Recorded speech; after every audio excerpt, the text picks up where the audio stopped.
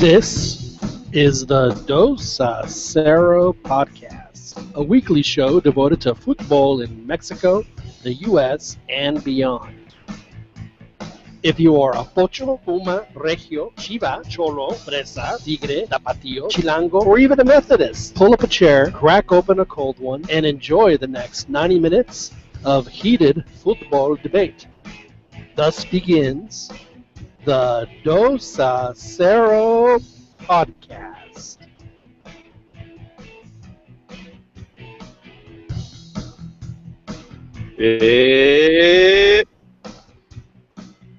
Now calm down.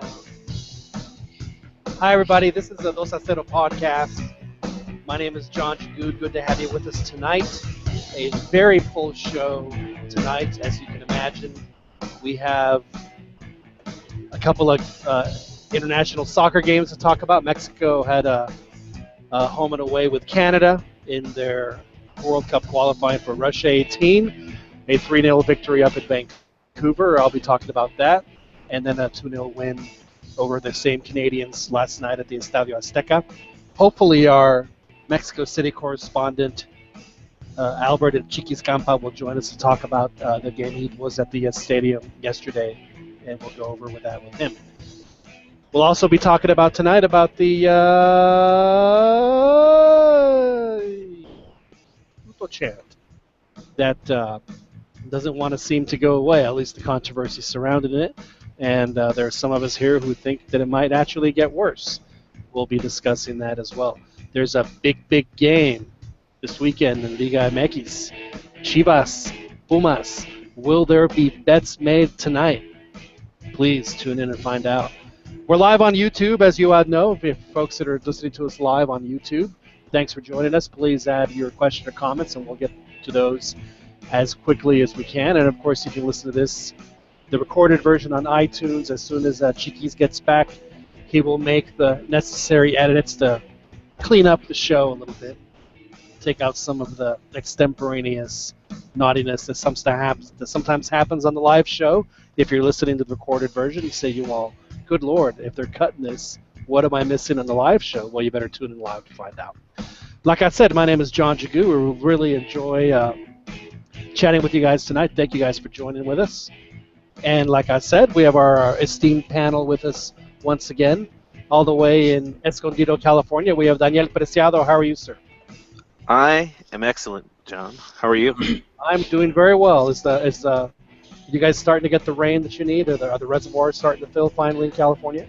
No, man. El Niño's been a big, gigantic dud here in Southern California, especially San Diego. So I think LA got some rain yesterday. My house is bone dry.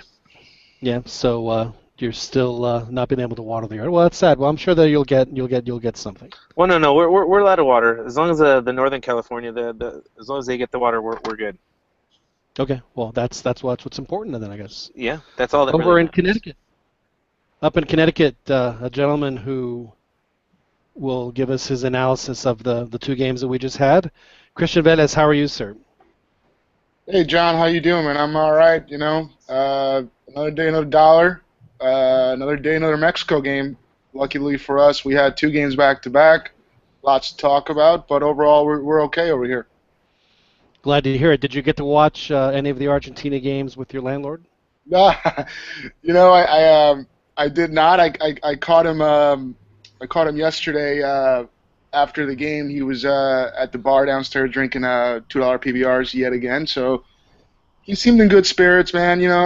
We didn't get to talk about it much, but he was also kind of tipsy. So that's when I draw the line. I just go back in. I go to my apartment, and I do my thing.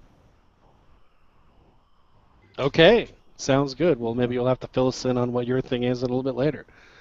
Over in Los Angeles, we have two folks. First of all, we have Joel Aceves. Joel, thank you for joining us tonight. Hola, John. Doing good. Glad to be back in the show. Well, it's the show would not be the same without you, Joel. So thank you for taking the time to join us. Did you get to watch the games, Joel? You know what? I did both. Excellent. Both games. I did a play-by-play on Twitter. Oh, fantastic! Oh, were you doing the one for Food Mech Source last night? Yeah, I did both. Uh-oh. No. Were there? Did anybody register any complaints, or did they? Everyone pretty happy with? I think I'm getting too old for this, John. They don't get some of my jokes. Yeah. Well, Joel, I, you can't I was joke wondering. about 17th century agrarian economics. I mean, come on. You gotta move it up. You gotta move it up. Juan Uribe. No. Yes, sir. Joel. But before we introduce Juan, one last comment. Oh no, I was saying I tweeted this one thing about I don't know if you remember those old this guy. The Spider-Man. No, like the phone for phone For the sex. Angus? It'll be like five. Oh, the $5. 1976 numbers. Yeah, Those. $5 the first minute and $1 each additional minute. So I was saying about FIFA for the Puto chant, they were gonna charge Mexico 5,000 for the first chant and 1,000 additional chant. That's excellent. And then people thought it was like serious thing, and I'm getting all these tweets about how it just blew everyone's head. I had to post a picture. That is How high did it get up?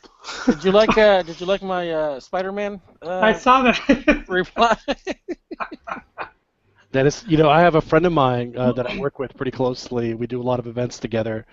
He and his brother, at least here locally in Texas, used to run those commercials or produce those commercials rather that ran was it after midnight? Yeah. It was like, hey, if you're lonely, call me. I'm lonely too. Anyway, so yeah, they used to. But we'll talk about that a little bit later. John, you Yes. can tell we're getting old if you remember when TV would turn off. That's right.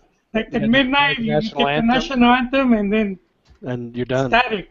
That's right. Test pattern. Juan Uribe, out in Long Beach, a man who was Hey, keeping what's us up, up to John? date with the Dallas Cup. How are you, sir? Oh, the Dallas Cup. Oh yeah, absolutely, man. I'm good, man. I'm enjoying my tacos with free guacamole, and you know what? I put a lot of salsa on them, dude. What kind of salsa? Like the salsa Diablos, the salsa habanera? What kind of salsa we're talking? Or is this like Salsa verde, salsa roja, Free walk. salsa really? with guacamole. Yum. Sounds like a good establishment. Yeah, man. I went to a place earlier today Absolutely. before I had a softball game that I was working tonight called Sapos. East Austin used to be the hood, and now it's like where all the new people with long beards live. So it's a place called Sapos. It was Mexican hamburgers. I went with somebody. It wasn't my first choice. I had a hamburger that So was the hipster- basically a bean and cheese tostada in a hamburger bun. Cost me $15. Was that at Ronnie's place? No, I would have much preferred to go to Ronnie's place. No, the what do we call Ronnie's place earlier today? Ronnie I DeLuna, can't how remember. are you in Philadelphia? You doing all right? Yes. I'm sorry about that. Having technical difficulties here. That's all right. No, after hours it's called El Sartén. El Sartén, what is it? What is it? Before Ahí 10? donde You gotta se estrellan los huevos. You gotta bring your own dozen. Yeah, trae comal and tamal as well if you can. What is it before 10 p.m.? What is that before the test pattern comes on the TV? It goes. It's guacamole Mexican grill. Guacamole. I heard they call you El Comal. La Gloria, ¿no? In certain circles. In certain. I thought Yeah, it was el nopal. No, it's El That's Comal another because he circle. likes That's to another circle. porque le gusta calentar gorditas. Ah. What is the name of that boat? Times are tough. Yes.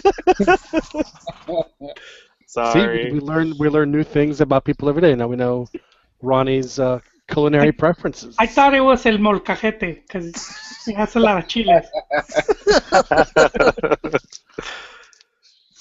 Didn't he also call it La Rueda de la Gloria?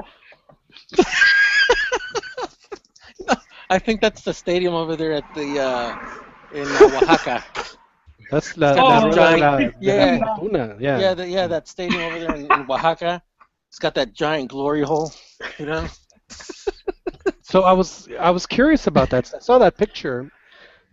Is that supposed to represent something Mesoamerican, like Mayan perhaps? Is that like to represent the what was the name? Was it pelota or whatever it was, the game that they would play on the court where they would use their hips and stuff? Is that what that is supposed to represent? Well, that's Or did actually they the just last run out time of money? Atlas won a championship. But, In the 1500s, you're absolutely right. that's the last time. Yeah. But That's what it's called, Barra 1551. You're absolutely yeah, right. something like that. Well, gentlemen, we had a very big week for us, for folks that follow the game of soccer. There were qualifiers, at least in this part of the world, in North and South America. I was lucky enough when I was driving to Canada Friday, the Argentina-Chile game was on just at the time when I'd reached the border, and it took me about an hour to cross the border. So I saw a good portion of that game. It was extremely entertaining. It was a great game. I was really enjoying it. And then, of course, when I got over on the Canadian side, my service disappeared because I had forgotten to. Was there a wall? There was Was there a wall at the border? No, there wasn't a wall. There was a little guard, and there were about. It looked like a 20-person toll booth. But the Canadian guy was real friendly. He said, "What are you here for?" I said, "I'm here to watch a soccer game." And he said, "Where are you from?" I said, "I'm from Texas." He said, "You drove all the way here?" I said, "No, I flew to Seattle." And he said, "Why don't you just fly to Vancouver?" And I said, "Because I'm cheap. I use my points." He goes, "Oh, I understand. Here you go, bastard." But when I went back the other way, let's just say that the guy wasn't as friendly. So I'm not sure why that was. But there was a lot of soccer, and of course, we'll be focusing on the two games that happened between Mexico and Canada. And Joel, I want to start with you since you actually got to see the game. What was your initial impression of the game in Vancouver? What did you come away with? I was expecting more from Canada. They just look pretty bad. They play like an MLS team, man. Now, I think that I think the MLS is actually a little better than that. What I saw from the Canadians, and I don't want to bag on them because I think that's not necessarily the best way to go. But they could not trap ball, just very basic fundamental things.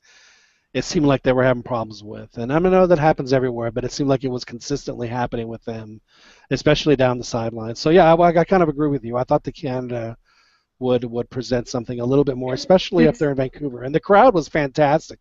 It was about 70-75% Canadian. They were real into it. I think if they would have gotten an early goal, the place would have been a completely different game. Would have been very difficult for Mexico to. And it's not to take away credit from Mexico. But like if you've seen other games, Canada's always been stronger at home. They give Mexico a hard time, and just even their individual performances, and like you said, they couldn't even string 2-3 passes together. Well, to me, the game turned the first 10 or 15 minutes, and maybe you all will agree or disagree with me. I thought that Canada actually had the run of play, and I thought that they actually had a chance to. I'm not saying they were going to score, but I think they certainly had a chance to generate some opportunities because they surprised me by pressuring Mexico very high, and Mexico was having a hard time dealing with the turf, because it just seemed like it was bouncing a little more than they were used to. They just didn't seem comfortable, and then like 10, 15 minutes into the game, Osorio said, "You know what? What they were doing to us, we're going to do to them." They started pressuring Canada very high with Chicharito and Lozano and Jesus Corona, who were amazing, just absolutely fantastic defensively, I thought, especially the first 20 minutes. And it changed the game completely. As Joel said, from that point on, Canada was completely flustered. They couldn't string any passes together, and it was only going to be a matter of time before Mexico would start scoring goals, and they did. You know what, John? It's not just Canada. The majority of the region, it's pretty poor right now. The level of play from the majority of the opponents, which is good for us, but it's one of the weakest I've seen in a long time. It's starting to remind me a lot, Joel, and maybe for some of you older guys, a lot like 2005, where that's the one where La Volpe said puedo clasificar caminando a la liga. And then he did because of the fact that the region was so poor. I mean, at that point, Costa Rica wasn't really presenting anything. The United States they were okay. They weren't anything great, but that was it. Everyone else was not very good. Honduras didn't even make the hex. It was, and Guatemala was, that was their best opportunity. They came in fifth, and then Panama was nowhere near the team they are now. And you know what? A good indicator is most of these teams are lacking their like star players.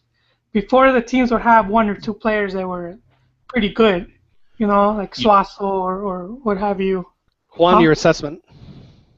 Well, no, I was just gonna mention about Panama. I think Panama is probably the team that that matchup's really tough for Mexico, and I think because we kind of got into it a little bit that will be a good test to see Osorio what adjustments he can do as far as with the team, and because most of his call-ups have been pretty different. But I think I didn't see the whole game Friday. I got them on tape. I missed yesterday's, but what I did see for parts of Friday was that just Canada, like you mentioned, they couldn't finish. You mentioned in the Twitter feed, they had some opportunities where they could have capitalized on it. It could have been a different game. Obviously, they didn't have the striker that they need up top. But Mexico maybe they don't need to sit on their laurels because they still got areas to improve. And maybe that's the drawback with Osorio's rotations is that I'm gonna steal one of your lines where the back line's not being able to gel because he just keeps calling up different players. Yeah, there's no question that. Hey, John, sorry. Go ahead, Christian. One of those. It's a tough one because yes, I mean the rotations are a little unorthodox because this is now a club team. But I mean it's not like he's going to have a lot of chances or any opportunities to really try out players. I think if you compare it to Chepo had 2 friendly games right off the bat when he took over. He had 2 chances, maybe 3, to bring players in and test them out and see what he wanted to do. So you had to jump right into to the qualifiers, and so it's a little different in that sense. But at the end of the day, I mean, individually, the majority of the players that have been called up make sense. I think there are some exceptions. I think we can all agree on that. Don't really quite make sense. Yasser Corona being one of them, probably the most notable one. Yes, it's hard to build that chemistry, but I mean I always go back to this. I think the core of the group, the guys that make up this team, the figure like the 8, 9, 10 guys have been together for 2+ years anyway. So I'm not entirely sure there needs to be a lot of sort of hand-wringing about stuff like that because I mean if you look at the backbone of the team, it's pretty much been intact. Moreno, Rafa, Reyes, Guardado, Herrera, y Chicharito. Did you just say thank you, base Chepo? Is that basically the gist of what you just said? No, I'm just saying, I think those are fair points. I'm saying like, also like the media has been talking about this too. The rotation. Is it too much? Is it this and the other? It's like, well, the rotation's happening in some spots, not all the spots. And I think that going forward, any sort of official game, you're going to have a core of 4 or 5 players that are going to be there, and some others will get swapped out or whatever. I mean, for my money, Paul Aguilar had last week I was singing his praises. I think he was one of the weakest links in these 2 games. I don't know what you guys think. Ronnie, how do you feel about what was your assessment of the at least of the first game?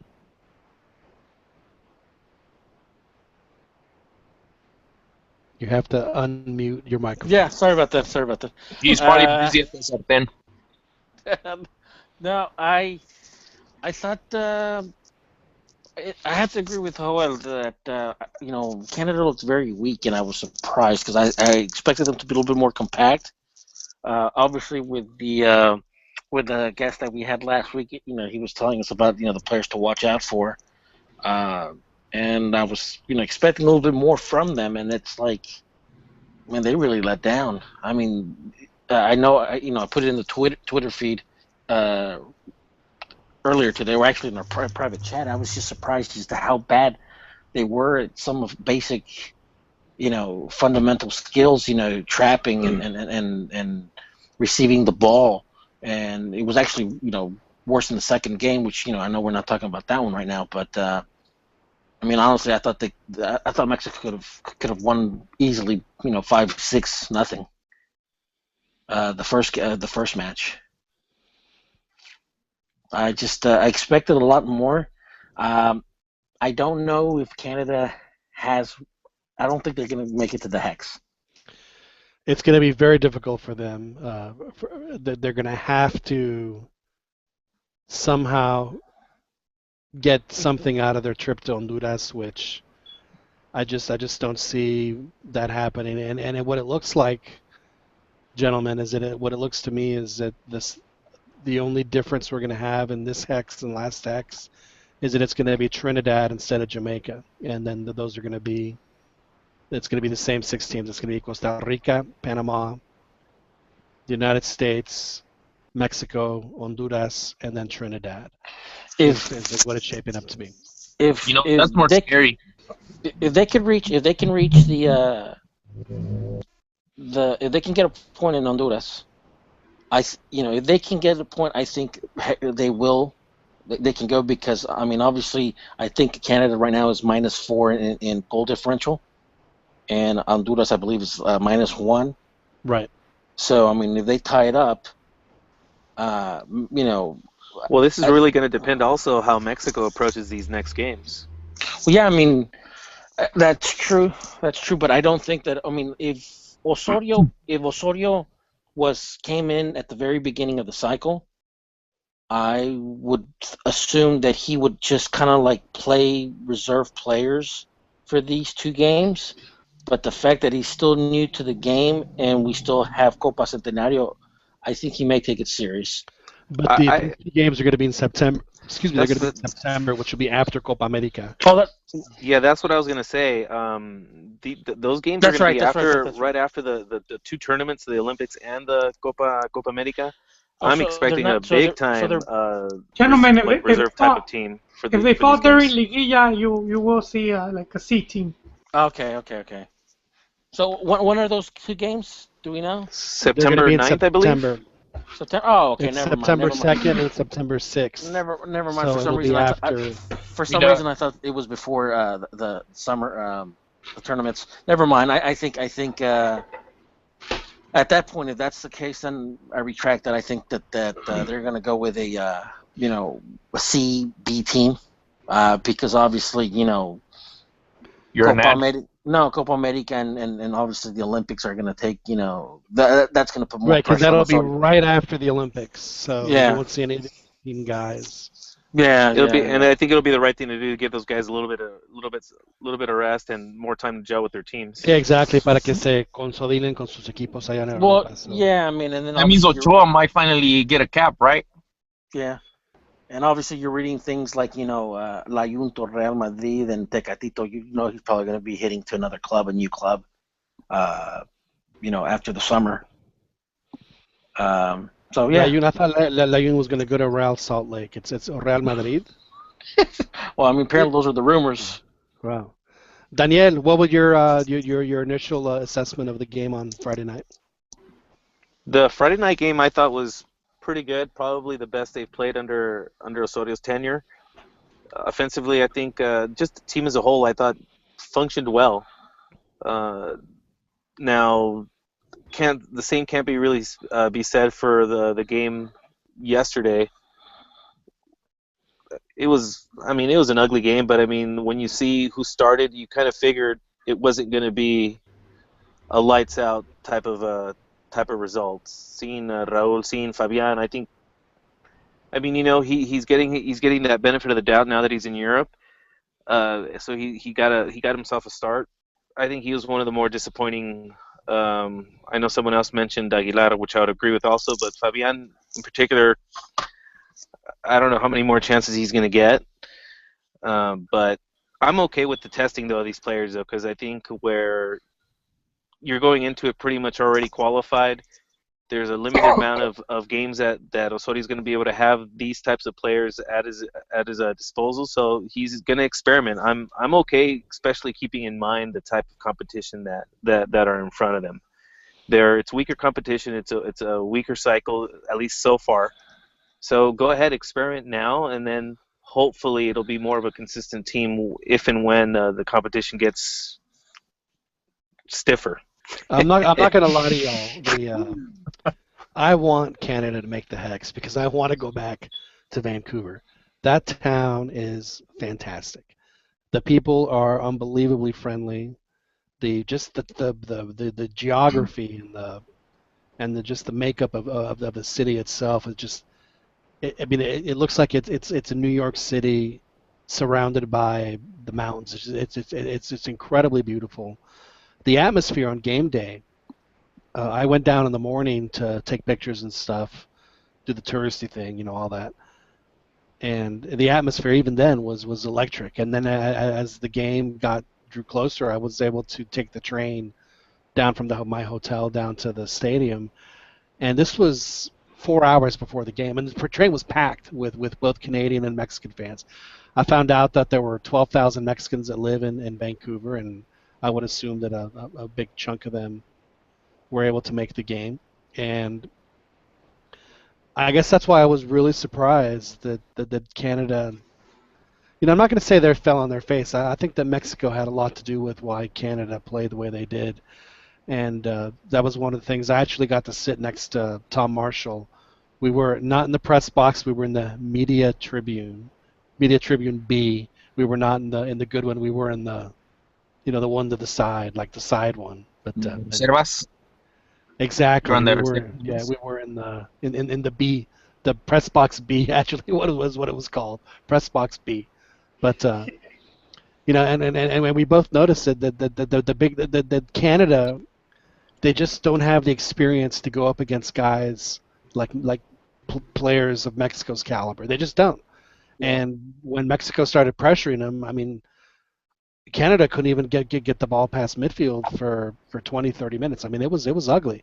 And then the second goal, particularly where Lozano was able to dispossess, and Chicharito made just a fantastic touch to send them in space, and Lozano, who I thought was tremendous, just absolutely tremendous, and just he just owned that stadium from the minute he started playing. Just an unbelievable talent, and this is something that I want to talk to y'all a little bit later about what kind of future he has, because if I were Chivas or if I were America, I'd get the checkbook out and say, how much, because I want him. But anyway, we'll talk about that a little bit later.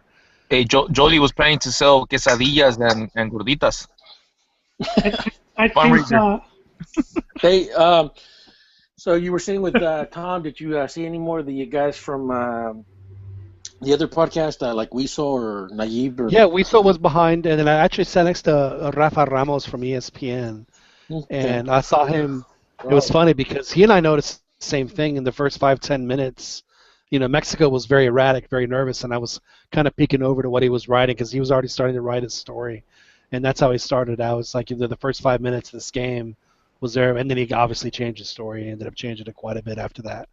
I think that he said that Lozano needs to, be a starter on the team, that's good. Here on out. But it was a lot of fun. I really enjoyed it. I got to see all the, all the crew. Now, like I mentioned Friday night when I was talking to you guys, for us, specifically to cover a game like that, it would really, really be helpful to have two people. So that's something we should keep in mind as we move forward. Dan, did you have a question? No. Hey, John, I have a question. Yes. What was the food like in the press room? We had a lovely mushroom ravioli that it was with chicken or without. So Vancouver is very, very vegetarian friendly. So I think that was one of the reasons why they had the one with and one without. So we had that. There was one thing that kind of freaked me out about Canada. I'm not going to lie. They sweeten their tea. You can't get unsweet tea, and I'm not a sweet tea guy. So that was a little. I took a sip of it, and I was like, oh my god! And I kind of pushed it away, and the waitress said, "You must be from the States." I said, "Yes, yes, I am. I don't do the sweetsy thing." John, Yes, John, did yeah. they have this cremadas? I'm not sure if they did or not, Joel. I thought I that don't. would be the first in your checklist. No, I thought. Well, I thought America played. They played in Houston, didn't they? America. Is it that where the Escramada happened? Was that where they played Tigres? Was it that in Houston? Is that where the Escramada happened? Muy triste, ¿no? But, I don't know. I didn't watch. No, yeah, I'm not sure. I'm not sure where it happened, but it was just a great city. And honestly, given the choice between going to Vancouver, and no disrespect to San Pedro Sula, but I'm going to choose Vancouver each time. So hopefully, for that reason and that reason alone, I would love for Canada to make next. Have you been there, John? It was my first time. It was my first time. No, to San Pedro Sula. No, but oddly enough, I was talking to Tom about that, and I said the same thing. I said, "Man, given the choice, I'd rather come here." And he said he actually liked San Pedro Sula. He said it was a very interesting place. But I was like, "Tom, isn't it like just unbelievably violent?" He says, "Oh yeah, there's plenty of that."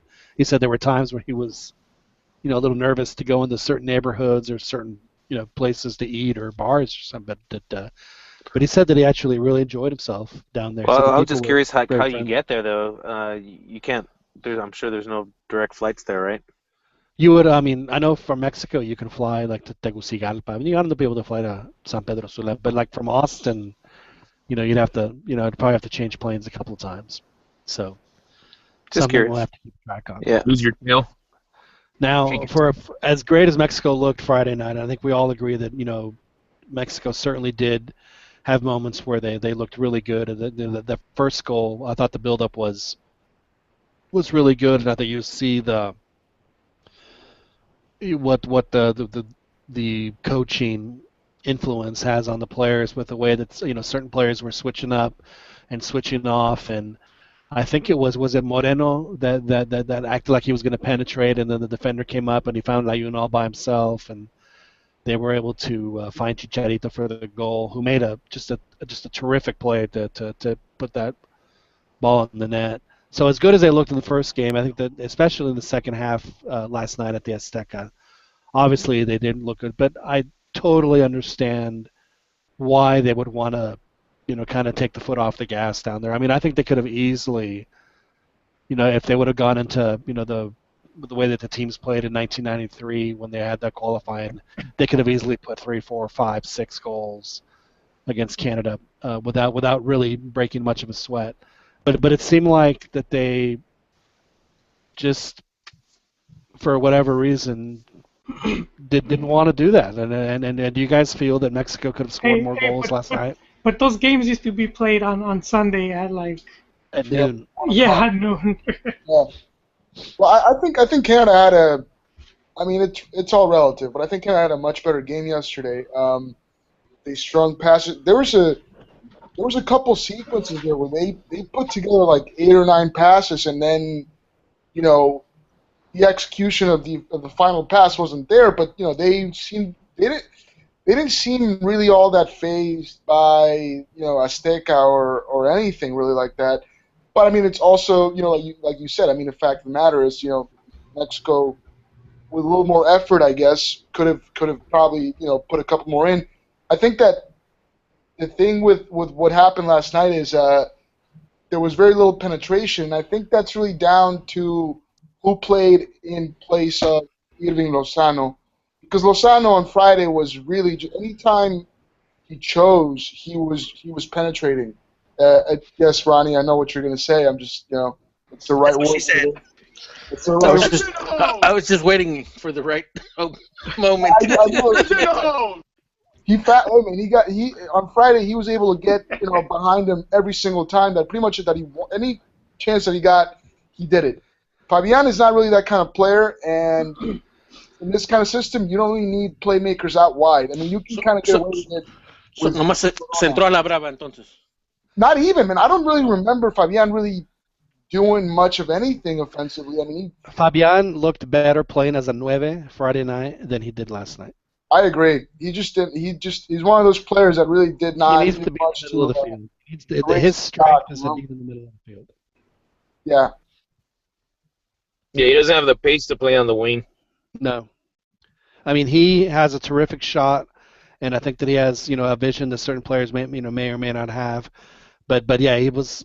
But this is why, in a game like this, even though it was an official match and it was worth 3 points, sometimes can be valuable because as much as it is to see where players can play, you can also figure out where players can't.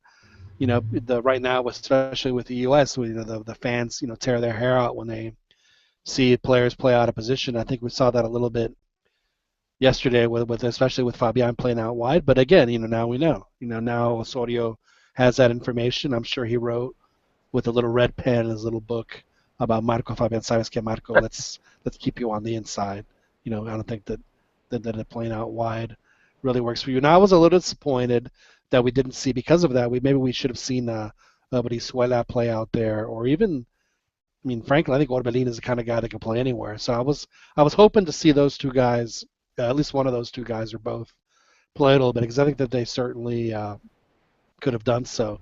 But I think what it also does is it leaves the door open for both Giovanni and Vela because, as great as Irving is, he's still only 20 years old and he's going to hit walls. And, for a kid his age, it's going to be how fast can you react to that and get yourself going again because sometimes, youngsters tend to go into deeper slumps and not get out of it as quickly.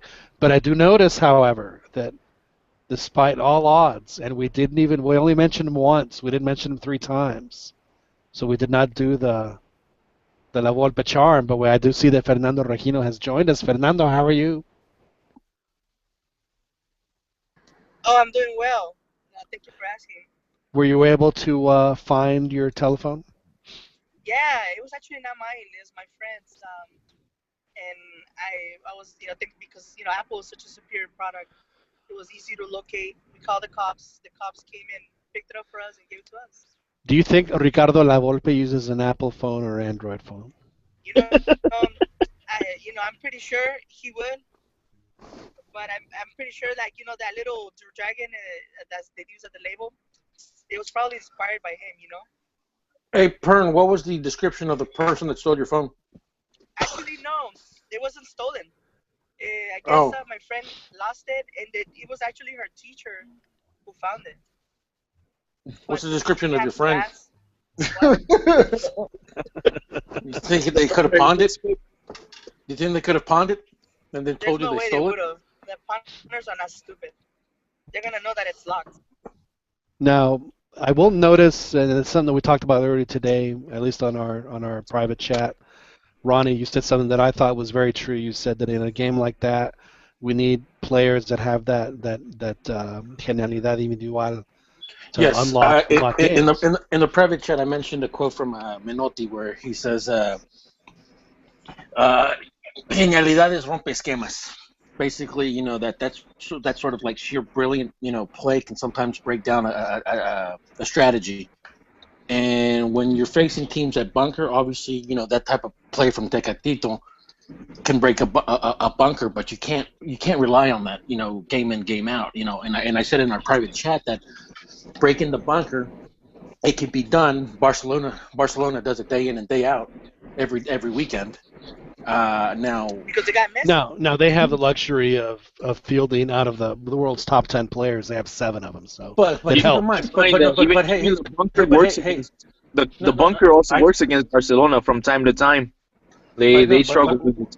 I know we talk about Messi. I know we talk about all these great players, but keep in mind the bulk that started this, that started the, their greatness.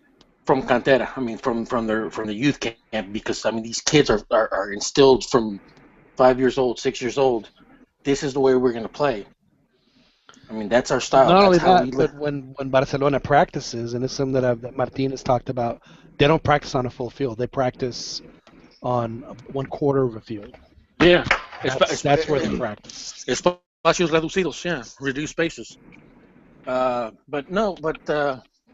So.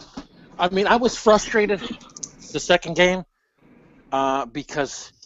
Did you get mad? No, but I know that we're gonna see the same thing we saw last time, where teams go into Azteca, They're going to park the bus. Now, what worries me is that Canada didn't have a striker. They didn't have any people up front that actually had any sort of decent skill trapping. I mean, at the first hint of pressing, they couldn't even trap a basic, a pass. Now, once we play Costa Rica, once we play even Honduras, even to the U.S., some of the U.S. players, that have better skill than Canada, they may score on a set piece. They may get a shot on goal, and scoring on a set piece, corner kick, beating Mexico's, lobbing a ball over Mexico's, lobbing a ball over their defense. Now let me ask you getting this. a one-on-one. Let me ask you this. I know that we They understand. score like that, and then we're gonna bunker, and they're gonna bunker.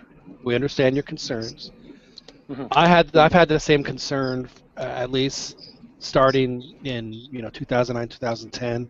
Definitely had it in the last one, but I was saying to myself, well, we've got guys that can, as you were saying, we have genialidad. We have guys that have that genialidad que pueden romper los esquemas. Unfortunately, none of those guys ever did. I'm talking about Giovanni, who couldn't do it. Chicharito is not the kind of player, although he had a couple of plays in Vancouver that really, really impressed me with the way that he was maneuvering the ball with his feet, which I thought was really un-Chicharito-like. I mean, it was really very technical. I was very impressed. John, yes. Yeah, I was just going to mention Gio does deserve a little bit of love for that one goal he got against Howard. Oh, there's no question. There's no question. What I'm saying is that, but that was in the World Cup. When it came to the qualifying, Giovanni disappeared, Chicharito disappeared, Vela obviously was nowhere to be found. Guardado had about the only Mexican player that showed up for the hexagonal was Oribe, and let's face it, Oribe is not the kind of player that's going to have ese tipo de genialidad para romper esquemas. Now, I think we do have players now. I'm going to disagree with you. I'm going to disagree with you there, John. How dare you, sir? How dare you? In regards to Chicharito now, obviously he's not the guy that's gonna break down a defense with the ball at his feet. But I think his movement without the ball and his work rate, even in the past hex, even when he wasn't finishing, he was getting into the spaces that he needed to get that would as long as he had a guy that could that see his on the same page with him as far as his movement.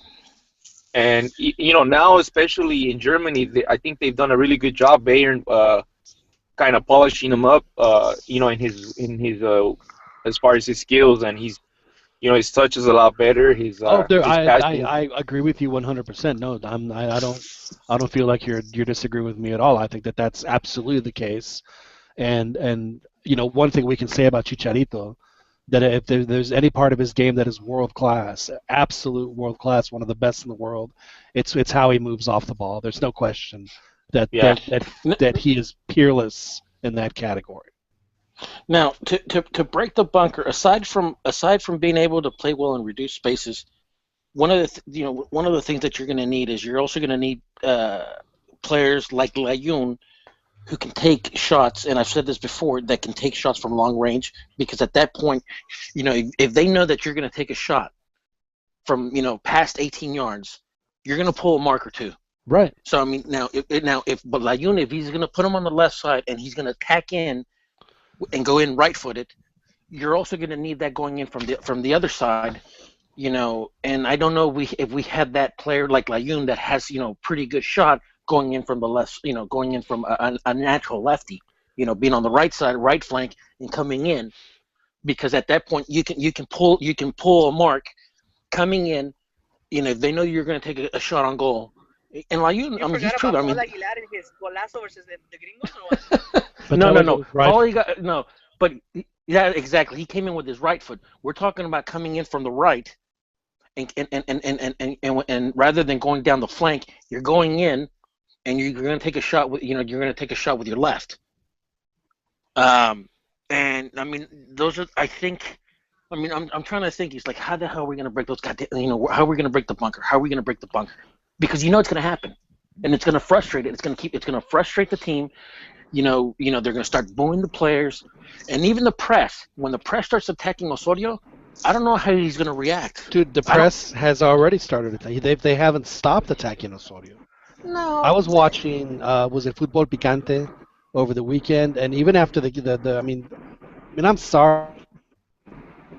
All right, I mean, Mexico played as close to a perfect game as they could play up in Canada. I know that Canada's a very, we know about Canada, we get it, but you still have to play the game. And for them to I mean, they're criticizing.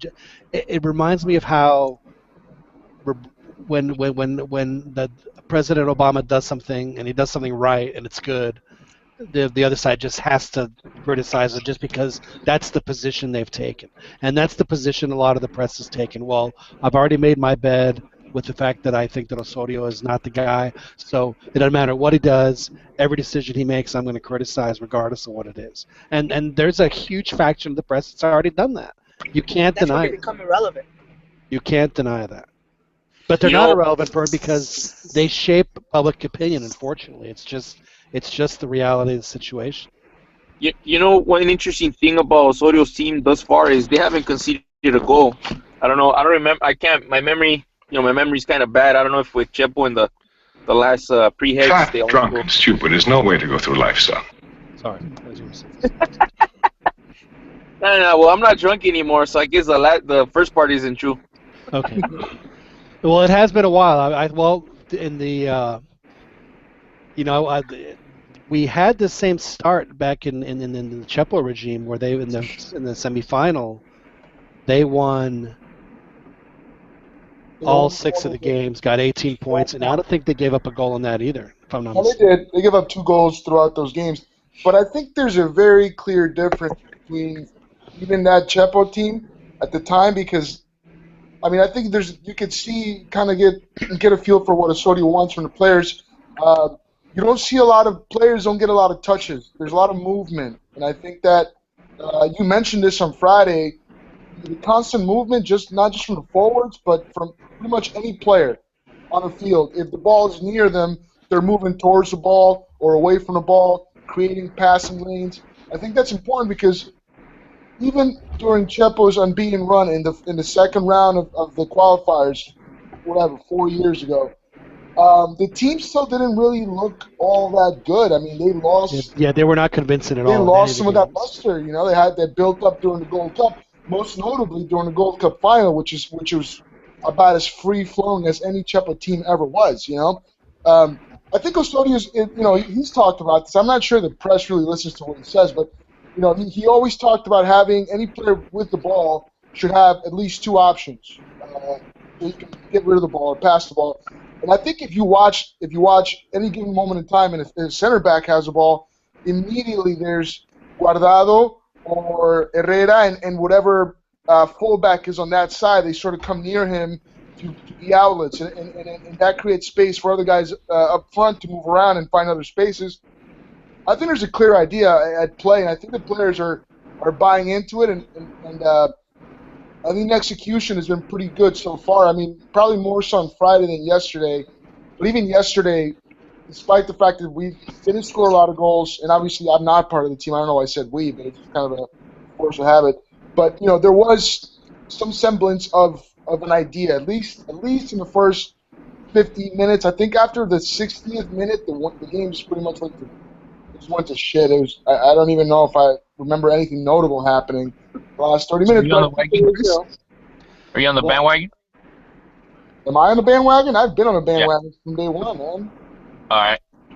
Just checking. Are you on the bandwagon, Juan? Have you? Are you a toda máquina? Are you pita maquinita? Are you ready to go? God, please. Dude, you know what? I was withholding judgment, but yeah, man, I'm on. I don't know if you guys remember, Vasco's on Lascivian? Sibian? No, that's your brand, dude. No, I just said you said Maquinita. I was about to say this team plays. I was about to say this team plays a lot like Mario Carrillo's Club America, but now that you said that, Ronnie, I'll take it back. Wow. El Café.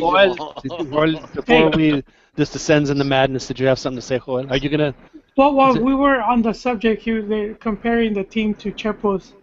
I think the most obvious thing is this team is way better, as it should be. But player for player, this team is a superior team. And Chepo had he was beginning to put in new players, and you saw some of the old guard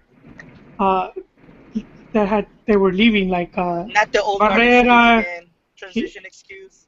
That's not an excuse. That's a reality, dude. No, Wait, Chepo had a great hang on, Joel. If you're gonna do this, we gotta do it right. No, Welcome, Fantasy Island. What is your major malfunction, numbnuts? It's reality check time with Jolie. Those young people are about to get a dose of reality. Explain that's homework.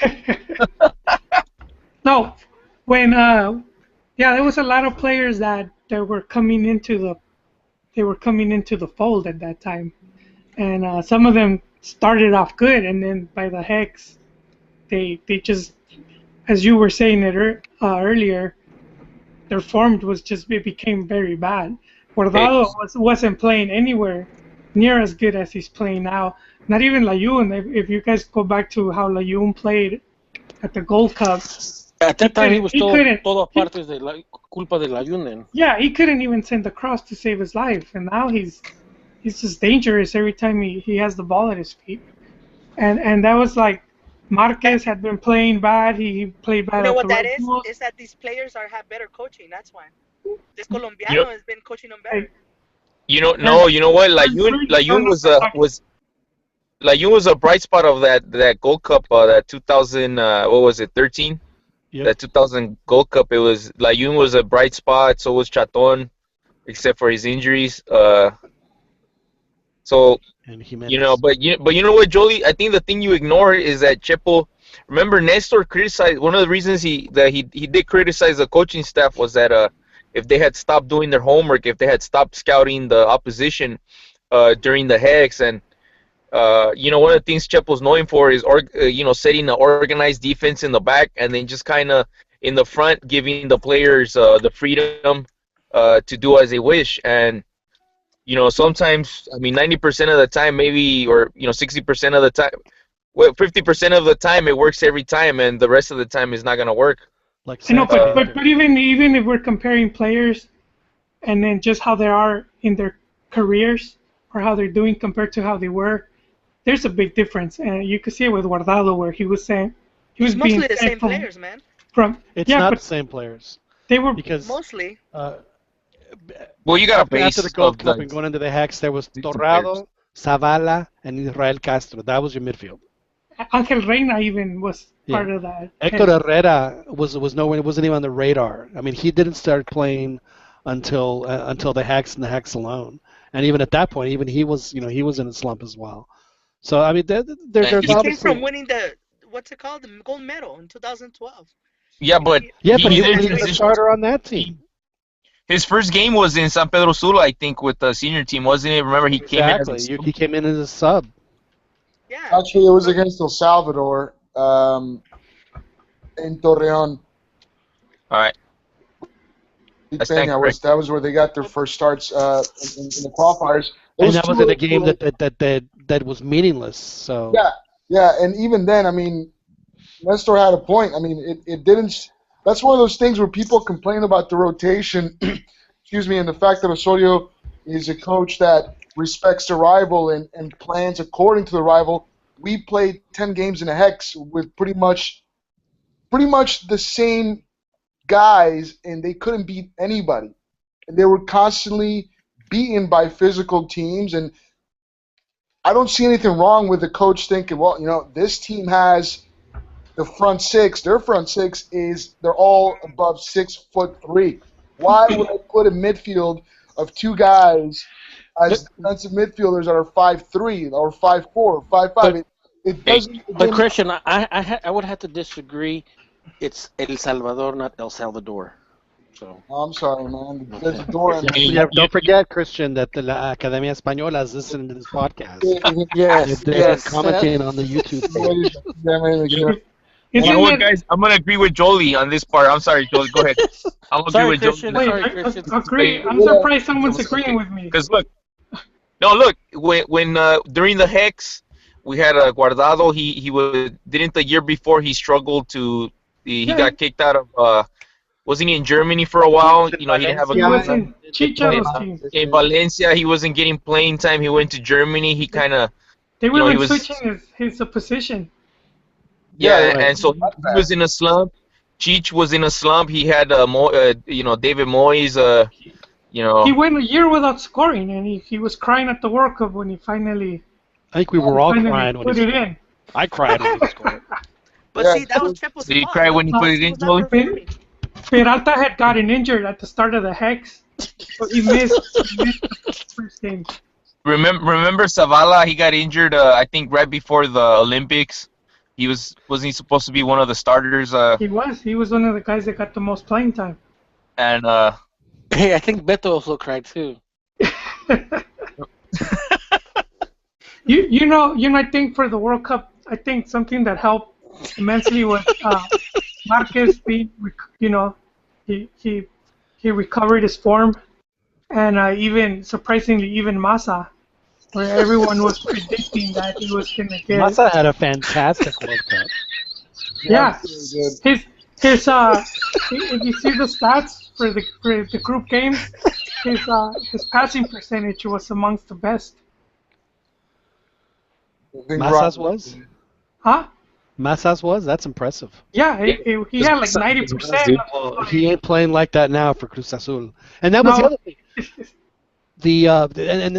This is why I cannot and I refuse to watch the talking head shows in Mexico. Now, one guy, I forget who it was, when they had this last call-up, so, oh man, he's got to call up players like Massa because they have hierarquía and they've been there. Have you been watching Massa play, man? He's nowhere near the guy he was in 2014. I mean, come on. Yeah, there's really no room for him on the team, you know. I think there's a spot open. If you looked at what Corona has been doing, Yasser Corona, he's really not pulling his weight, and you know there's a spot open, but I mean that spot should go to one of the younger guys. Massa, who's the guy that's hurt right now? The Chief. What's his name? Who's the guy that's hurt? Pereira? No. Alanis. Alanis. Yeah, pretty much. That guy's trash though. That was the spot. I mean, he was a guy that Osorio was looking at, and he got injured, and you know I understand, but. Massa, there's a lot of guys that have already finished their cycle with the national team. You know, I mean, I don't know why they need to bring him up when the team is doing well. I mean, you know what? Go ahead, Juan. To get some wiki in there, man. They gotta, balance. No WikiLeaks. No WikiLeaks. Can't have the WikiLeaks. What I would like to see, actually, I think that Diego Reyes is I saw how well for the half that Rafa played. I mean, you could just see that there was just a sense of calm. Regardless of the erratic start and then the first half, and some of the passes he made were just outstanding.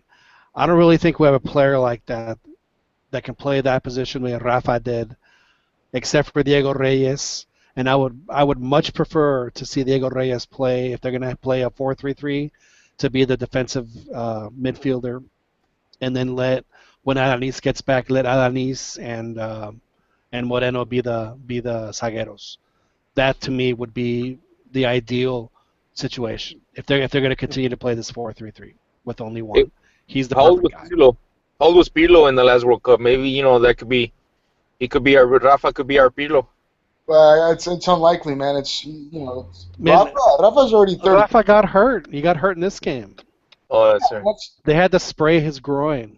That's what he's going to give you now. He's going to give you maybe one half every 2 or 3 games, and then you got to wonder if it's worth it burning a spot on the roster for a guy like that. I think it is. It's absolutely worth it. Well, I guess for a spot on the roster, that would have been. Now we do have to talk about something else that's happened over the week, and it's a conversation that we've had in the past, and I think it's a conversation that bears having again. As you guys know, and here on the Los Aceros podcast, we have a strict policy that when it comes to situations like this, we have to let Ronnie speak first. Hey, wait! Before you go any talking further, about the rash Ronnie keeps posting pictures of? Wait. I want to talk about. I don't know if you guys read about that. The reason why Osorio subbed in Chicharito, yesterday. Why he subbed him in because he tried to cheer up the crowd. Supposedly, I don't know if that's something that you guys already talked about already. We hadn't talked about it, but you know, I mean, when they were up 2-0, I don't not necessarily think that Chicharito was going to play. It was interesting that he would do that. But now, speaking of the crowd, I think that this is something that, in my personal opinion, again, doesn't bother me, that the chant doesn't bother me, but it bothers other people, and it bothers other people of import. Oh my God! Hey, I'm telling you, we had this discussion offline. I think it's time never. Of course, we're talking about the puto chant. I know that some of you feel very strongly about it, and that's great. But to me, I think it's run its course. I think that there's other things that people can say, and especially when there's a possibility that that FIFA could crack down pretty hard on Mexico and other countries, because it's not just Mexico that does this. I know that Chile and some of the South American countries do it as well. So, but I do want to let Ronnie get first crack, because I know that he's very passionate about this topic. So, but without further ado, It's time for Ronnie's rant. Ronnie's rant. I don't know what we're yelling about.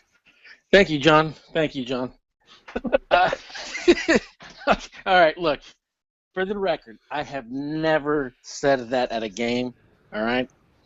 But, I believe it or not, I'm actually kind of mellow when I go to games. I don't like to, hang around with the common people. So, But anyhow. That's not surprising at all. No, but here's my beef with it. With this, first of all, I think in this age of social justice warriors, it's just the flavor of the month.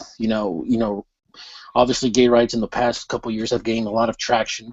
So a lot of people just jump on the band, on the wagon, and think that they're activists now. But I don't think that FIFA has a leg to stand on this, because they awarded their the next two consecutive World Cups. They're going to be in Russia and Qatar, who have abysmal records in human rights. Both, homosexuality is illegal in both countries. And, the governments, they don't do anything about it. So, I mean, how the hell are you going to fine Mexico, Peru, Argentina, Uruguay for homophobic chants at a stadium when you award your biggest prize, the World Cup, your moneymaker, to two countries that have piss poor records, in human rights violations? It's madness. It's just hypocrisy at the highest level. And basically, you're just trying to save. You're basically it's a classic misdirection. You're making basically doing it for appearances only, because you're not solving the problem. I mean, if FIFA really had if they were really hell bent on fixing this, or at least making it aware that, hey, we're not going to tolerate this. All right, well, put your money where your mouth is. Take away those goddamn World Cups from Russia and Qatar. Then I believe you. I may not agree with you, but at least you know what, you're acting on your principles. Because if you don't, you're just a piece of shit. In my book, that are just that you're basically a slacktivist. And that to me just pisses me off. Your voice is shaking. No. I can feel the emotions going through the phone. What's that? No, Ronnie, you're absolutely right. I mean, everything that you said is absolutely right. The only reason the FIFA's taken this stance is just to take the pressure off of them, because, let's face it, this is an organization that hasn't quite had the best PR over the past couple of years, with all the corruption charges and, as you said, the fact that they had awarded the World Cups not only to Russia and Qatar, who not only have abysmal records when it comes to, or not records, but policies when it comes to homosexuality. We're talking about just human rights in general. Yeah, Qatar especially, the working conditions are the horrendous. Humanitarian crisis right now, and just in building their 18 stadiums or whatever it is that they're going to build for the World Cup. You're absolutely right. Now, my question, now the point I have is that regardless of what we think, they're still the ones that make the law. And as hypocritical as we can stand here and call them out for their BS, for singling Mexico and these other countries out, there is a very real and strong possibility that we're going to start seeing a process of, okay, well, we find you this time, the next time is going to be this. No, I understand. No, I understand that completely. But if I'm the Mexican Federation, even if you get sanctioned, there's still a recourse, internal recourse. So I mean, you go to them and say, okay, you want to fine me for homophobic charts, and you're going to basically endanger the possibility of me attending or qualifying to a World Cup for homophobic chants in a venue that does not respect homosexual marriages, same-sex marriages. It's like they just don't respect. They don't respect. Anyway. Now so, here's my quick and easy solution. Just change the O to an A. Exactly. You're done. Then it becomes a sexist chant, and it's a whole different can of worms. No, but I mentioned it before. Is misogyny worse than homophobia? I don't know. You know what? I agree with Ronnie, man. Because look, the Atlas Porras, the Club America Porras, their barras, they chanted at the stadium. So obviously that means I have heard it at FC Dallas. Every porra chants it. So exactly. So if the Atlas Porra and the Club America Porras chanted, that obviously is not offensive to homosexuals. No, but here again, are we gonna stop referring to Atlas?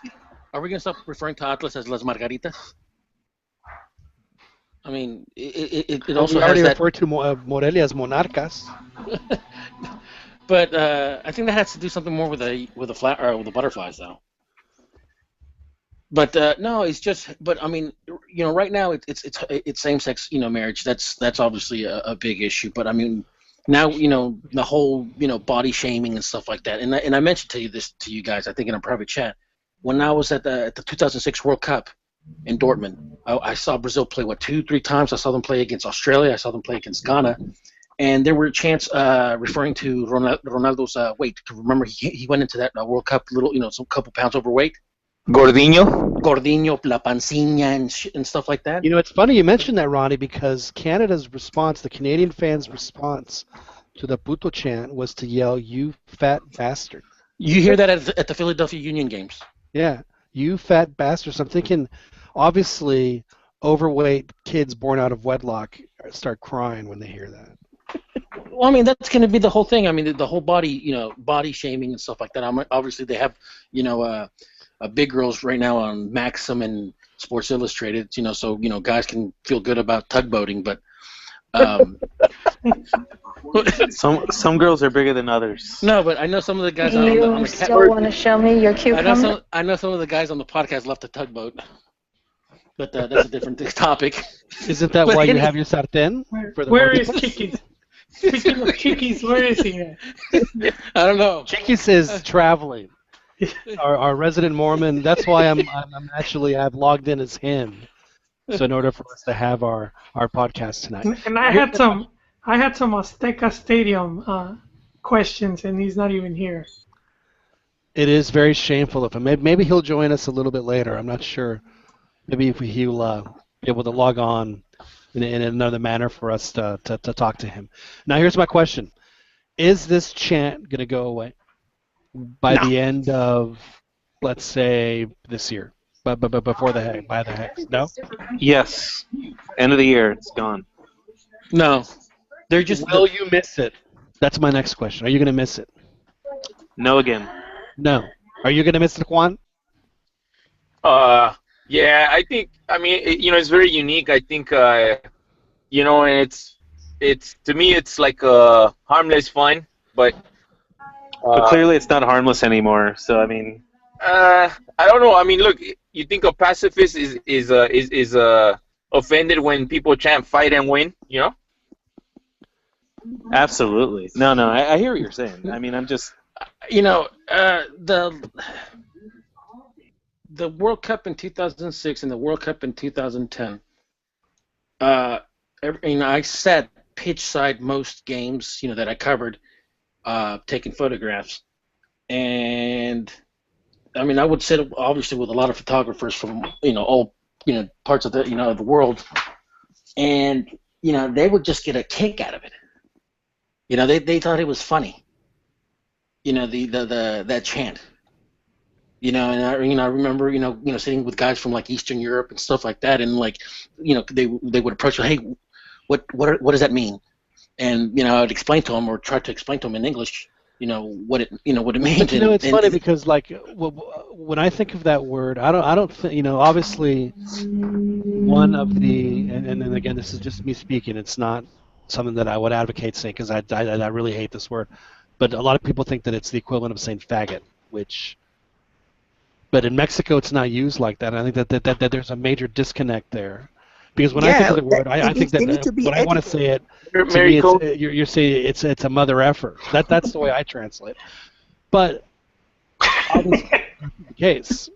Other parts of the world that's not the case. But again, the thing is it it can go away. A gentleman on our chat says instead of saying puto, they should say corrupto, which I kind of like. I think that would work.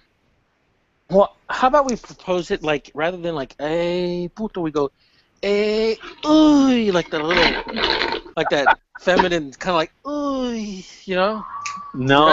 You're not saying a bad word. It's not a word. Please don't do it again. Let's try to get it. Let's hashtag it. Let's just start with RG fans, because those guys, they got some crazy fans. Exactly. Right? Let's see what Argentina does, and then Mexico will copy it 3 months later like they always do. John, I think yelling corrupto would be pretty cool. Oh, you know which one better? Gringo! Someone mute him. But what if we just say putazo? Because then that could be a compliment. That's true. Sorry, negative. They're gonna say it's inciting violence. We just need to educate this FIFA and everybody else who thinks this is a bad word. It's not. It's not it is a bad word. It's a bad word. Pern. Enough. I thought you were a social justice warrior, Pern. What are you talking about? I'm not. That's just ad hominem, man. That's not. Trying to discredit me for no reason. No, you are a social justice warrior. Hell no. Absolutely not.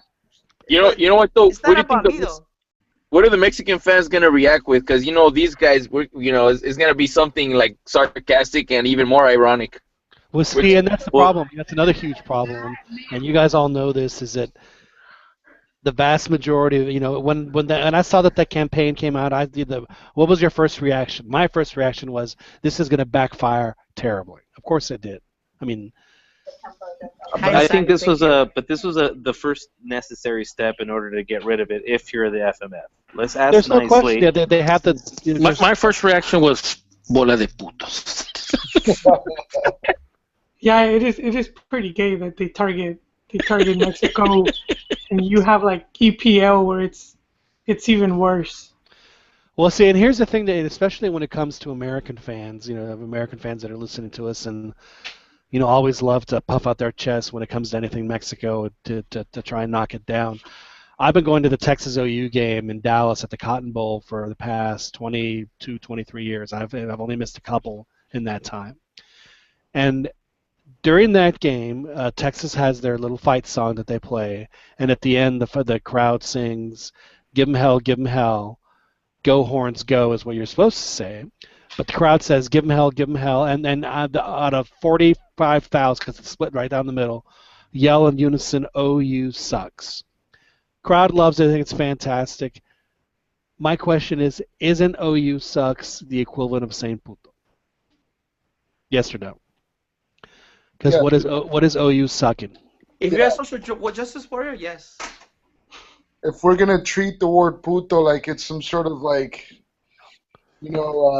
this grandiose sort of insult, despite the fact that it has a certain context, there's a certain syntax, and it's part of a certain vernacular in Mexico, then yeah, that would be, if you were to translate it, offensively, it'd kind of be the same thing. But that's the thing with this kind of stuff. Like, where do you draw the line? Who is the next in line to get offended? You guys kind of touched on this.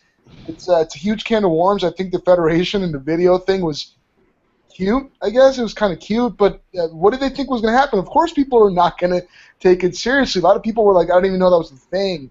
That video was cringe-worthy, man. It was horrible. I seriously only got to Diego Reyes and had to turn it off. I had no idea what it was about. Fernando, did you turn it off before your man crush came on? Uh-oh. What are you talking about? Hey, oh, you know exactly what we're talking about. Like, when you saw, like, the campaign to, like, drop the I, did you just get on board? To drop the what? The I? Drop the I. What are you talking about? Like drop the illegal, alien. You know what? To me, that was a stupid campaign, whatever, because it's almost like our podcast, Dos a Cero, right? We're making fun of ourselves. Same thing, illegal shoot, like, kind of like make fun of ourselves too, Okay, Who cares if they call us illegal? Okay, okay. No, I just wanted to know. Gauge you, test you out, because I know you're a social justice warrior. You want to add about one more chant? All right. I was gonna say, don't the English, they have one chant? I've heard that your sister is your mother, or your father is your brother. Yeah. You got crazy chants like that. I mean, are those? Yeah. You can. There's actually a YouTube page that has just like English chants. I mean, some of them are just funny as hell. But yeah, I've heard that one on there. But again, the point is here is that that FIFA is out for blood. They want to. I firmly believe they want to make an example of somebody, and for that reason and that reason only, I think that this is something that maybe needs to start getting phased out. Well, I think that's why the Federation is getting involved, and I think that we have to ask ourselves for this kind of thing, and there actually is. In Scotland, the police, and this is more of an internal thing for Scotland, but the police they do sort of crack down on this kind of stuff. With the Rangers and Celtic games, there are things that they don't allow people to chant, mostly religious, because it's a religious. It's got religious connotations over there. Their derby, what they call their derby. They do kick people out of stadiums, and they do ban people from going to the stadiums for certain things and offensive, what they deem offensive. So, not sure how that relates to this particularly, but there is sort of a precedent there. And John, you're right. FIFA is just trying to the whole thing is, to me, it's laughable. Ronnie had it pretty much on point. You are going to host the next 2 World Cups in countries that are not very friendly towards homosexual rights or agendas, and somehow this is what you want to focus on. The whole thing sucks, man. It's laughable. Help! I'm being repressed!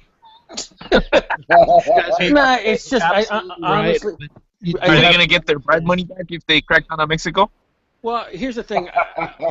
I mean, are you really gonna risk? Is FIFA really gonna risk not having Argentina, not having Mexico, not having Uruguay in a World Cup over this? I mean, it's gonna pass. Hopefully, it passes. Well, see, that's the thing. Is let it die natural death. No, not Hopefully the chant. This is something not the chant. The pussification, of society. I mean, it's words, dude. I mean, just let it die. I mean, let them whine. I mean, it seems like everybody's becoming a bunch of damn millennials that think, that they're just whining about everything. It's time for Ronnie's rant. Ronnie's rant. I agree with Ronnie. How long before they? There's a lot of faggy fans now. It is, dude. They want safe space in the stadium, dude. I mean, I'm from the last generation. I'm from the last generation where you could still hit kids in schools. I was from the last generation where coaches would. Yeah, I know. I mean, I'm from the last generation where we didn't have participation trophies. We didn't, the coaches would ream into us, screaming at us, belittle us, and then we would have, our parents right behind them, bitching at us too. It's like it made you tougher. It made you have thicker skin. And it's like, Jesus Christ. I mean, it's like I'm offended because they're offended. You know, it's like one of those. It's like, Jesus Christ, just get over it. I mean, you're at a game. You're trying to get under people's skin. I mean, even in boxing, you know, most boxers say that the fight starts as soon as the contract. You know, as soon as they sign the contract, so they try to intimidate each other, use psychological warfare. That's what you're trying to use. I mean, you're trying to get under someone's skin. But do you honestly believe that the Puto Chan is getting under goalie's skin? Honestly. I think that well. I think it works because No. I'll ask you the question. Let me ask you the question. Giovanni, cuando Marquesin le dijo borracho. No. Well, that. But here, say you had Marquito Fabian. How did he say it? You know, basically, you know, like, please don't. Palabras duelen. Yeah, palabras duelen, like, and like I remember Carlos Albert just had a field day with him about that. You know, so obviously it does hurt. And I mean, I know that everybody's seen, or I know you guys have seen the video. Yeah, but that's totally different. I mean, that's him reading what's going on with him in the papers. I mean, at a game, honestly. I mean, absolutely not, John. I totally agree with you. The goalkeeper knows that every other goalkeeper is receiving the exact same chant every time the team plays whoever. So they know it's not actually personal. So I'm sure the goalkeepers are, if anything, they ignore it. I'm sure most ignore it. Some probably find it amusing. If you're close, if the fans are close to the stadium, I think it can affect the goalkeeper. I've never seen one goalie miskick a goal kick because somebody was yelling at him. You know what I've seen? Ronnie's seen it. I've seen the goalies try to disrupt the chant. I don't know if you guys have noticed that. Like the crowd will be like, "Hey," and then the goalie will pretend he's gonna run up to take the kick, and then he starts his run up, and then he backs off and starts it over, and so I think it does mess with the goalie in that respect, where it's kind of throws off their game a little, and they start trying to troll the crowd, so to speak. Well, can we agree that this is the last time we'll talk about this ridiculous topic? I'm sure it's not, because until the next time until they fine him again, or until FIFA decides to up it, and we'll have a different discussion as to now are they going to get rid of it? Because I think once fans start being denied access to actually go to the games, then they'll shut up. Yeah, but you have to remember that there's a huge swath of Mexicans that believe that impunity is a basic human right. I mean, that's just the reality. So, and just reading responses from people that have written articles about this, like, oh, it's not offensive. It just the whole thing. I mean, again, just in my opinion, it was fun. We had a good time with it. It's now when it becomes a problem. It's time to go. It's becoming a problem whether we like it or not. And because of that, you know what? Let's think of something else to yell. Something else that'll be, that's hilarious. Let's yell that for the next couple of years and be done with it. It's going to be worse. It's going to get worse. The next one that comes out is going to get, it's going to be worse. More offensive. Man, they're going to say, like, Americanista. You're right. It would be worse. Margarita. Yeah. No one wants to hear that at the stadium. That'd be automatic. Hey, how about we automatic yell, ban? Like, muerda almohadista. Can we do that? No? Yeah, let's do that one.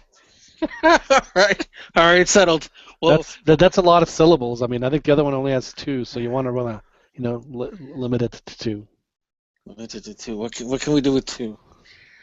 I'm gonna have to think about this one. Well, what if you say it backwards? Topu. Just say the syllables backwards. Topu.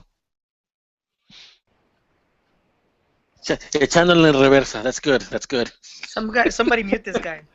Well, it's funny because that reminds me of that goal celebration from the SG era when Mexico, Omar Bravo scores a goal and he gets all his buddies together and they get in the little trenecito and the train goes backwards.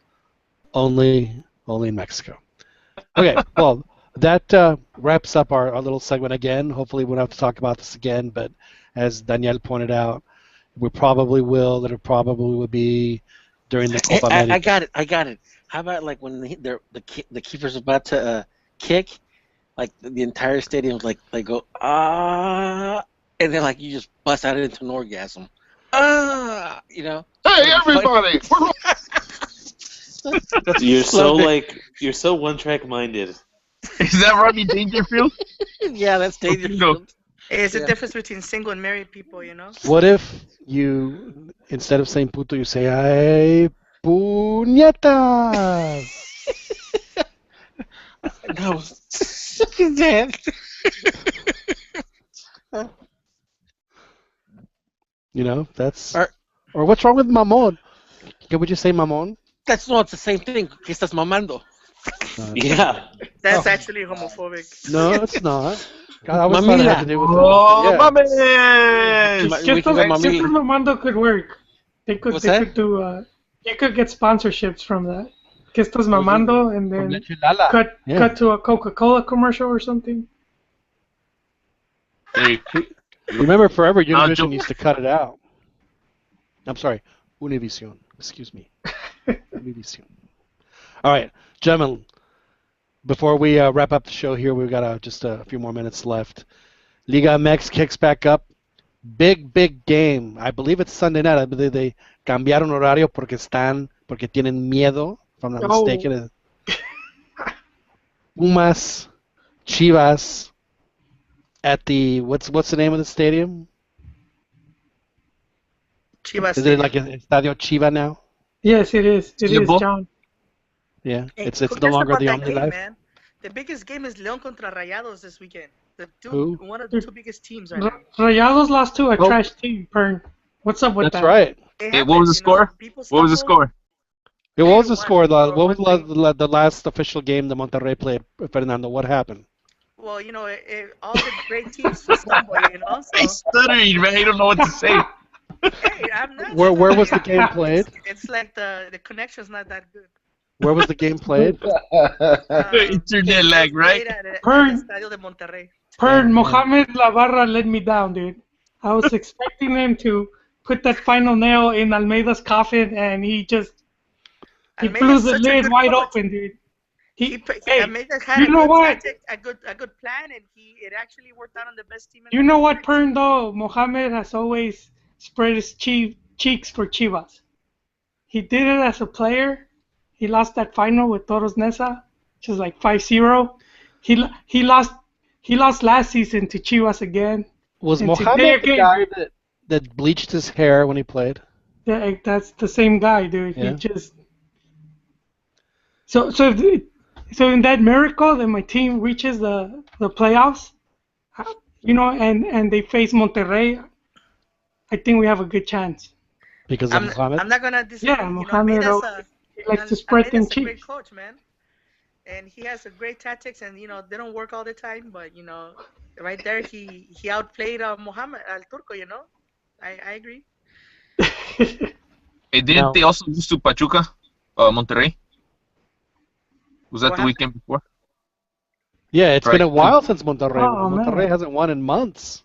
It happens, you know. The great teams go through a slump, you know. It's gonna been a happen. while. As Are you long as it calling doesn't Chivas happen a in the great team, playoffs. Fern? You calling Chivas a great team? Chivas, they have a great coach, man. They have a fantastic coach. You're never going to get a straight answer out of the senator, so just remember that.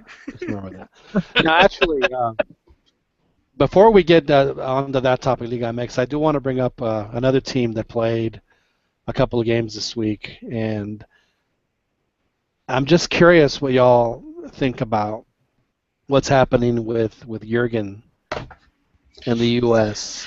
You mind if I 'Cause- start this? Wait, John. I wanted to hear your thoughts on the Pumas Chivas game. Oh, on the Pumas Chivas. Well, my thoughts before we jump into Jurgen, Ronnie, if you'll allow my 30 seconds of indulgence here. I think it's going to be 0-0. They've been playing 0-0 games like for the past 10 years, except in the Liguilla when Pumas beat Chivas in the semifinal the last time they won their championship. And Pumas hasn't won in Guadalajara in a long time. So the reality is that I think that it's going to be very difficult for Pumas to win there.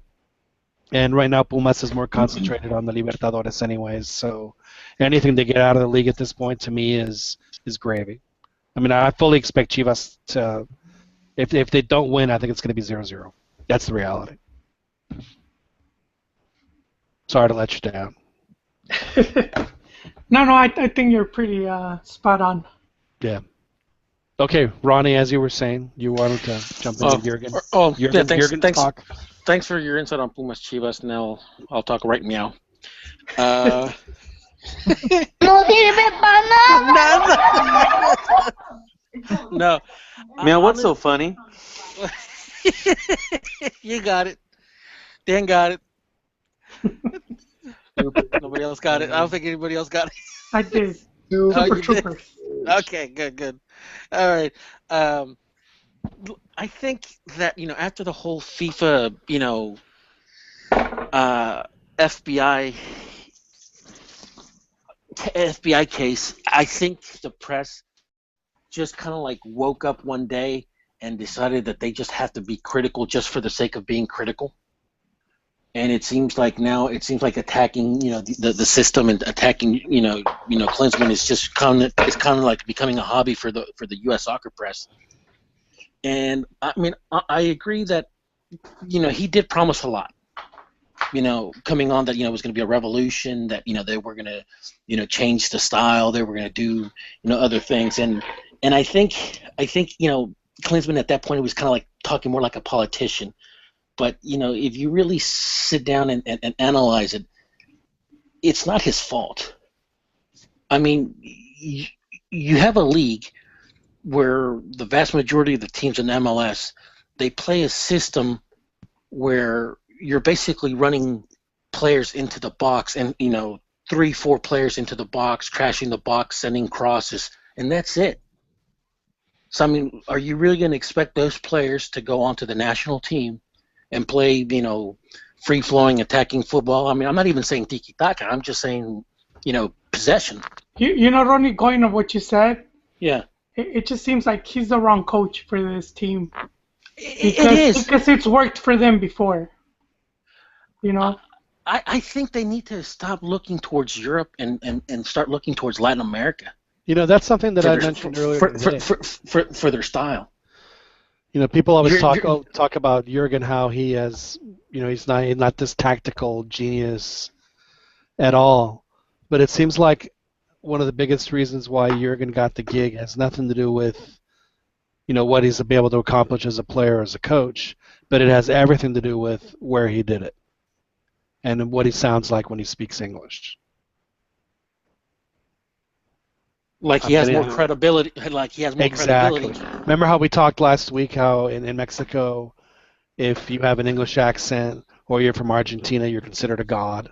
Yeah, I mean, you sound like in this country, if you have any kind of European background, then you're given a much bigger the threshold of failure for you. You get a much wider berth, I guess what I'm trying to say. You have much more room for failure than anybody else. And they give him a huge contract on top of that. Well, yeah. And I mean, good for him. I'm not hating on that, but what did you really expect? I mean, you don't have a system from the grassroots that promote possession. It's all result based. I think I mentioned it a couple podcasts, ago, at the last convention, the AYSO convention or whatever. They were talking about the youth, and they were talking about how coaches, from the beginning, they need to stop going from that mindset of playing for the result, because all you're really doing is just playing for the coach, as opposed to teaching the players how to play. You're saying Jose Luis Real is running all their youth academies? What's that? I'm sorry. Repeat that again. Joey's Jose Luis Real, the Chivas guy. You're telling me he's running their academies, their results based? Well, it's not just results based. I mean, Juan, you probably run into this more than we do, just because you're a youth coach yourself. But what my experience when it comes to soccer in this country is, unless you have money, no one's going to look at you. because you have to be on the elite teams and yada, yada, yada. Yeah, you might play in high school and you might get some looks there. I mean, I'm getting ready to do the Texas High School Championships in soccer over the next couple of weeks. I don't know how familiar you guys are with the geography of Texas, but down in the southeastern tip, they call it the Rio Grande Valley, Brownsville, McAllen, Edinburgh, all that. There's always a couple of teams that come from there, and they dominate. And why do they dominate? For the very reason Ronnie said, possession. Yeah. Because they don't get to live the, and the other guys are a bunch of, 5'9", 5'10" dudes that are 180, 190, and they're big, strong guys. But all they do is chase. All they do is chase. No, I agree. The tip over there in Brownsville, I mean, it's pretty, they're pretty good. Now, Joel, you being in LA and stuff like that, I mean, I know you come to high schools. What's your impression of youth soccer over there? Did you say the tip is pretty good? What's that? I thought I heard you say the tip is pretty good. I don't think I said that. You're confusing me with Chiquis taking pictures of the youth players. Is that what he's doing? Is that why he's not here? Shirts versus skins. No, I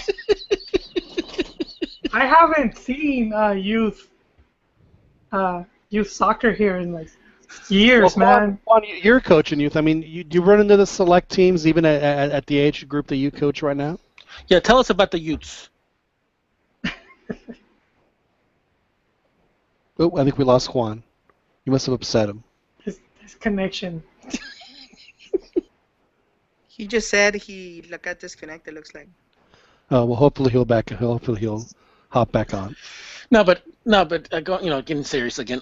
No, it's like, I just think that right now, the press is in the U.S. is, and like, God forbid, heavens forbid, that the U.S.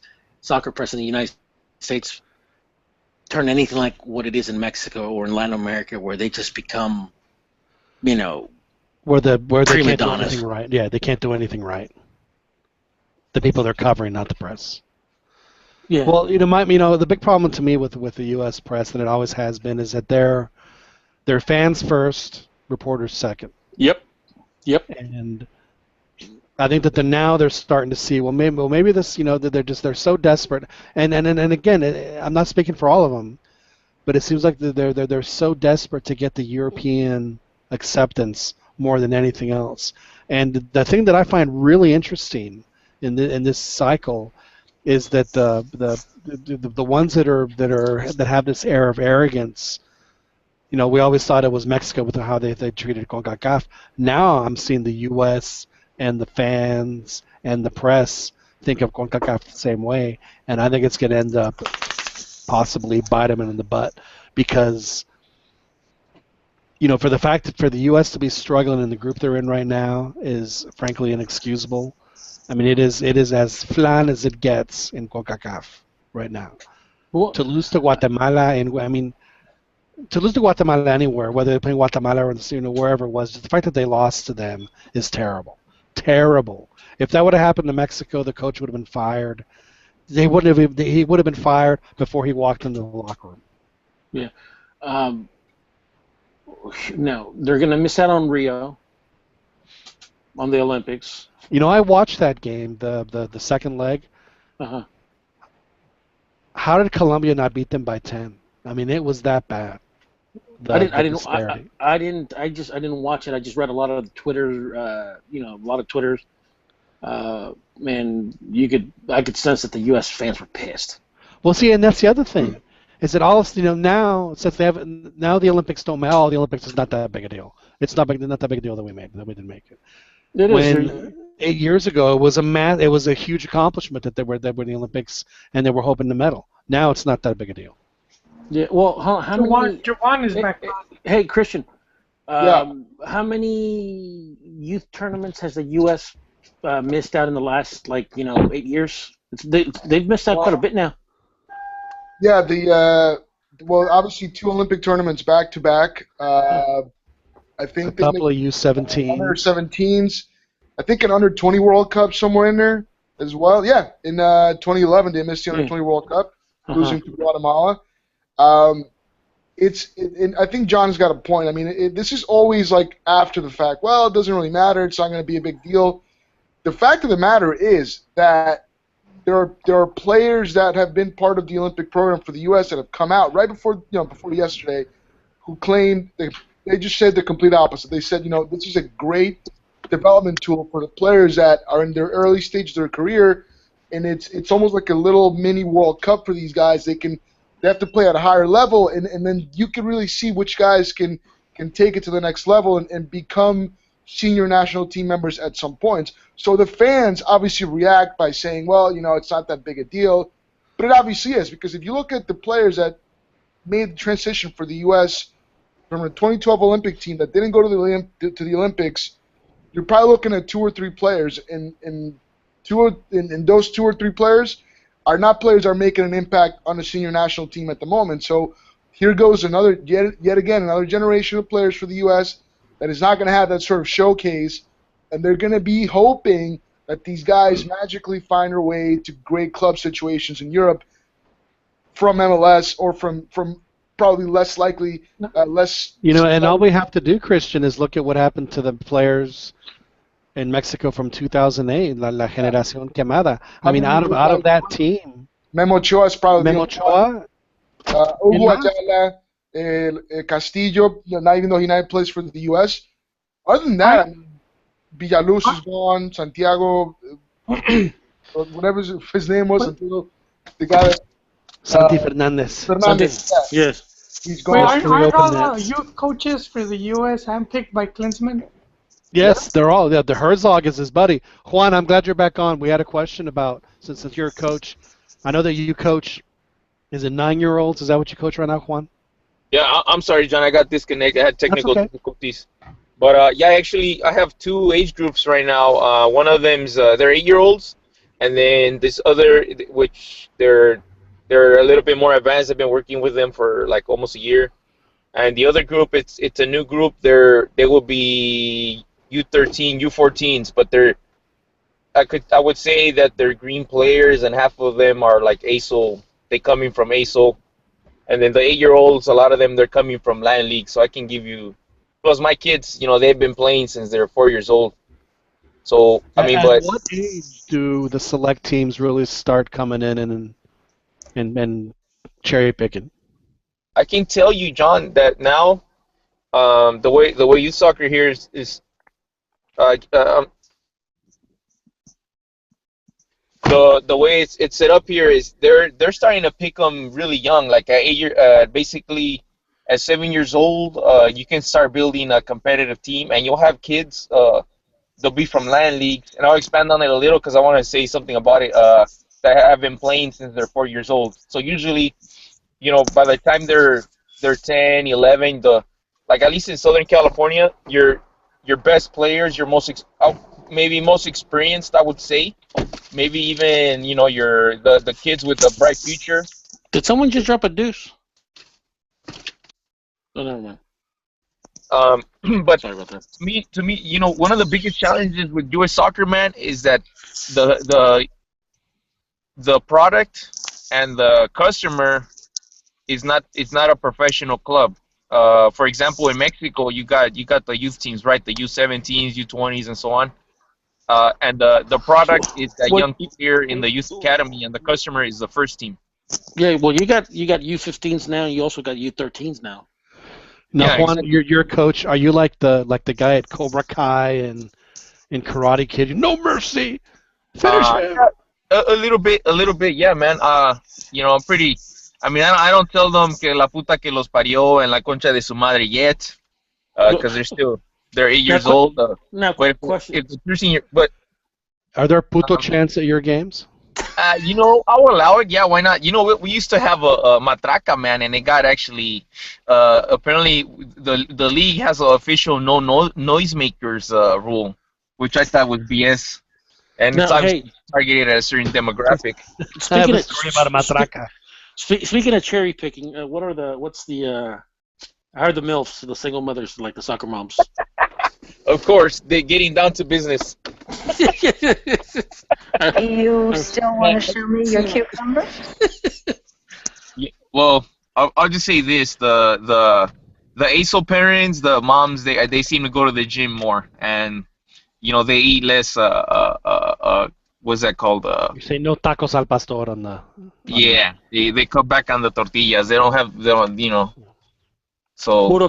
How can you trust someone that doesn't eat tacos al pastor? Honestly, really. That's true. Yeah, that's true. Okay, guys, I think it's time for us to wrap it up. Hey, John, let me just add.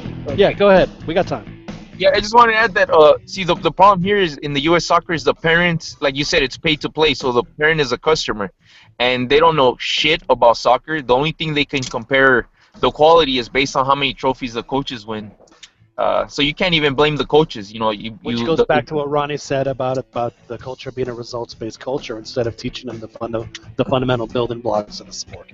Exactly. And the parents, even if you had a coach that did know how to teach the fundamentals, the parents have no way of knowing.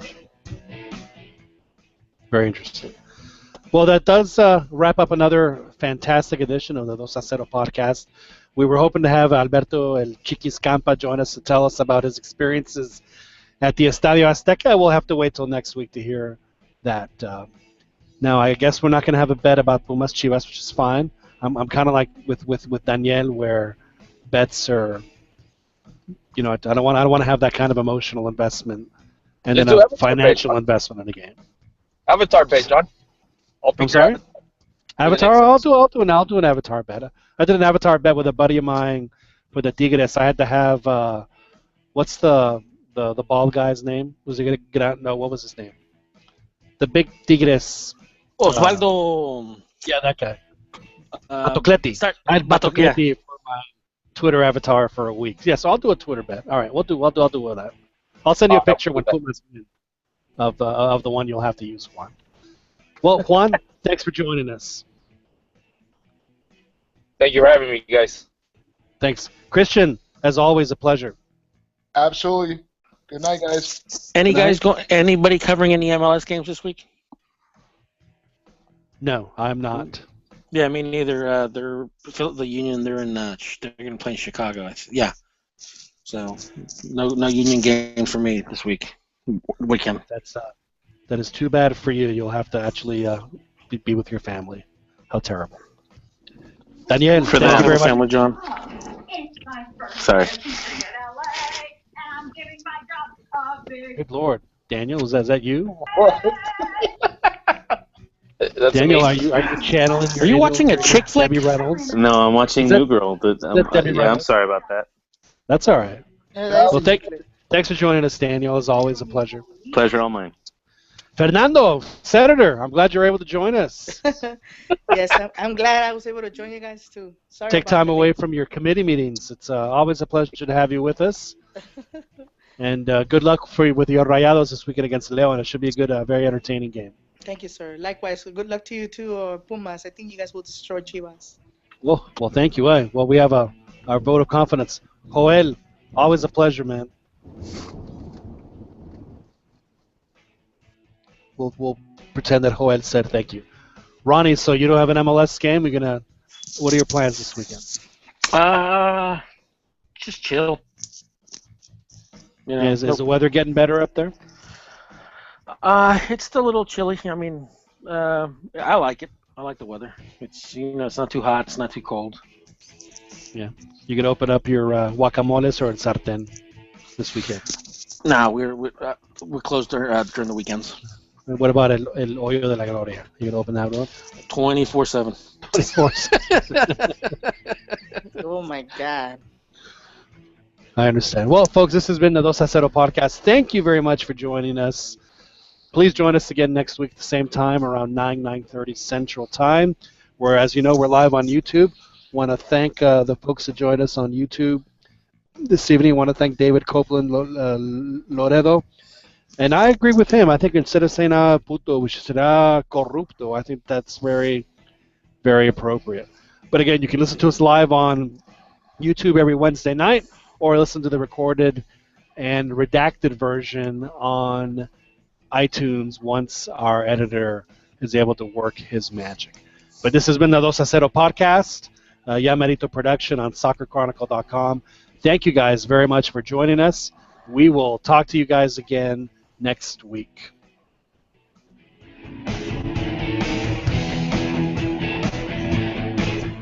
fight and win!